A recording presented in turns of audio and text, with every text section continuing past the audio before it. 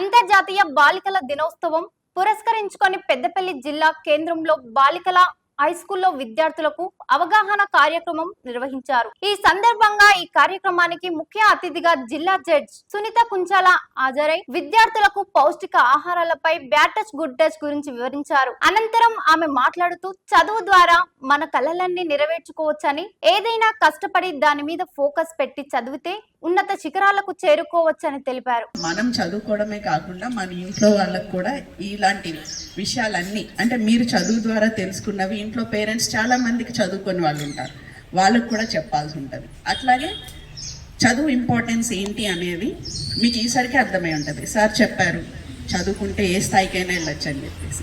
నిజంగానే మనం చదువు ద్వారా మనం అనుకున్న కళలన్నీ కూడా, మన డ్రీమ్స్ అన్నీ కూడా మనం ఫుల్ఫిల్ చేసుకోవచ్చు. కానీ ఆ చదువు ఒక్కటేనా మనకి?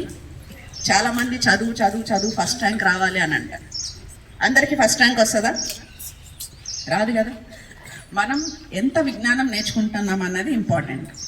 మనం చదువు ఎంత అర్థం చేసుకుంటున్నాం అనేది ఇంపార్టెంట్. అంతేగాని ఫస్ట్ ర్యాంక్ రాలేదు, నాకు 10th ర్యాంక్ వచ్చింది, 20th ర్యాంక్ వచ్చింది అని వేరే వాళ్ళతో కంపేర్ చేసుకొని మీరెవరు కూడా మిమ్మల్ని మీరు తక్కువ చేసుకోవద్దు. చదువుకోవడం ఇంపార్టెంట్. ఫస్ట్ ర్యాంక్ వచ్చిన వాళ్ళకైనా 30th ర్యాంక్ వచ్చిన వాళ్ళకైనా ఫ్యూచర్ మనం ప్లాన్ చేసుకునే దాన్ని బట్టే ఉంటుంది. అవునా కాదా?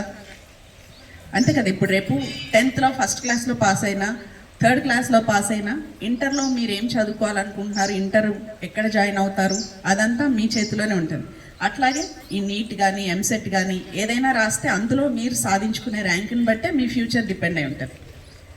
అంతేగాని ఇక్కడ మనం ఫస్ట్ ర్యాంక్ రాలేదు, లేకపోతే నాకు 30th ర్యాంక్ ఉన్నాను, నాకు ముందు ఏ మంచి కాలేజెస్లో సీట్ రాదు, లేకపోతే ఒక మంచి కోర్సులోకి నేను ఎంట్రన్స్ పాస్ అవ్వలేను, ఇట్లాంటివన్నీ మీరు పెట్టుకోకూడదు. ఏదైనా సరే ఫోకస్డ్గా చదివితే మనం ఏం కావాలన్నా సాధించుకోవచ్చు. చాలామందికి చాలా అబ్స్టకల్స్ ఉంటాయి, కానీ మన డిటర్మినేషన్, గోల్ అనేది ఒకటే ఉండాలి. ఏం అవ్వాలి అనుకునేది మనం ఒక గోల్ పెట్టుకోవాలి. మీలో చాలామంది 10th క్లాస్ స్టూడెంట్స్ కూడా ఉండుంటారు, అవునా? ఎంతమంది ఉన్నారు 10th క్లాస్ స్టూడెంట్స్? సో మీలో ఇప్పటికీ చాలామందికి ఒక ఐడియా వచ్చి ఉంటుంది. మీలో ఎవరెవరు ఏమవ్వాలనుకుంటున్నారు కొంతమంది చెప్పండి. మీరు చెప్పడానికే ఇప్పుడు ఇబ్బంది పడితే, చెప్పడానికే సిగ్గుపడితే రేపు ఎట్లాగా గోల్ అచీవ్ చేస్తారు? నేను ఫస్ట్ స్టార్టింగ్ నా స్టేట్మెంట్ అదే ఉంది. ఫస్ట్ మనం రెస్పాన్సివ్గా ఉండాలి, మనకి మనం కాన్ఫిడెంట్గా ఉండాలి. అంటే ఇది నేను సాధించగలను అనే కాన్ఫిడెన్స్ మనకు ఉండాలి. పక్క వాళ్ళతో పోల్చుకొని మనల్ని మనం తక్కువ చేసుకునేది అస్సలు కరెక్ట్ కాదు. ఇప్పుడు మీలో చాలామందికి డాక్టర్ అవ్వాలని ఉంటుంది, చాలామంది కలెక్టర్ అవ్వాలని ఉంటుంది, కానీ చాలా చెప్పరు. మీలో ఐఏఎస్ చదవాలనుకునే వాళ్ళు ఉన్నారా లేదా? లేరా? చెప్పండి. ఉన్నారు, కానీ చెప్పరు. ఎందుకంటే పక్కన వాళ్ళు ఏమంటారు, నీకు వచ్చే మార్కులకి నువ్వు కలెక్టర్ అవుతావా అంటారని చెప్పరు. అవునా కాదా? అవునా?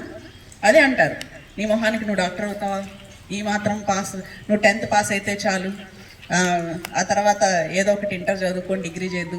ఇలాంటివి డిస్కరేజింగ్ మాటలు చాలా ఉంటాయి మన చుట్టూ, మన ఫ్యామిలీలో కూడా ఉంటాయి. కానీ మీకు కనుక ఆ కమిట్మెంట్ ఉండి, ఆ డిటర్మినేషన్ ఉండి, ఆ గోల్ రీచ్ అవ్వాలి అని అనుకుంటే మీరు ఇట్లాంటి వాటన్నిటికీ డఫ్ ఇయర్, అంటే చెవిటివాడి ముందు శంఖం ఊదినట్టు మనం ఎవ్వరి మాటలు పట్టించుకోకుండా మనది మనం ప్లాన్డ్గా చదువుకోవాలి. ఆ ప్లానింగ్, ఆ కమిట్మెంట్, ఆ డిటర్మినేషన్ మనకు ఉంటే ఖచ్చితంగా మీరు అనుకున్నది సాధిస్తారు. దానికి ఇక్కడ నుంచే ప్లానింగ్ ఉండాలి. 10th అయిపోయిన తర్వాత ఏదో ఒకటి ఇంటర్ చేద్దాంలే, ఇంటర్ అయిపోయిన తర్వాత ఆలోచిద్దామంటే ఆ తర్వాత ఏముండదు ఆలోచించడానికి. మీరు సరిగ్గా చదవకపోతే ఇంట్లో వాళ్ళు పెళ్లి చేసి పంపించేస్తారు. అదేనా మీ గోల్? కాదు కదా. సో ప్రతి వాళ్ళకి ఒక గోల్ అనేది ఉంటుంది. కాబట్టి అంటే ఈరోజు అందరూ అంటున్నారు ఉమెన్ ఎంపవర్మెంట్ గురించి మాట్లాడుతున్నాం, స్త్రీ శక్తి గురించి మాట్లాడుతున్నాము, అమ్మాయిలు అదేంటి అబలలు కాదు సబలలు అని చెప్తున్నాము. కానీ దానికి మన వైపు నుంచి మనం ఎంత స్ట్రాంగ్గా ఉన్నాం అనేది కూడా అంతే ఇంపార్టెంట్. ఈరోజు గుడ్ టచ్ బ్యాడ్ టచ్ గురించి మాట్లాడుకుంటున్నాం. ఎవరైనా సరే మన శరీరాన్ని మన అనుమతి లేకుండా ఎందుకు టచ్ చేయాలి? ఎవరైనా అలా టచ్ చేస్తే మీరు ఎంతమంది క్వశ్చన్ చేస్తారు చెప్పండి. షేర్ చేయండి, లైక్ చేయండి, సబ్స్క్రైబ్ చేయండి. మరిన్ని వీడియోల కోసం బెల్ సింబల్ పై క్లిక్ చేయండి.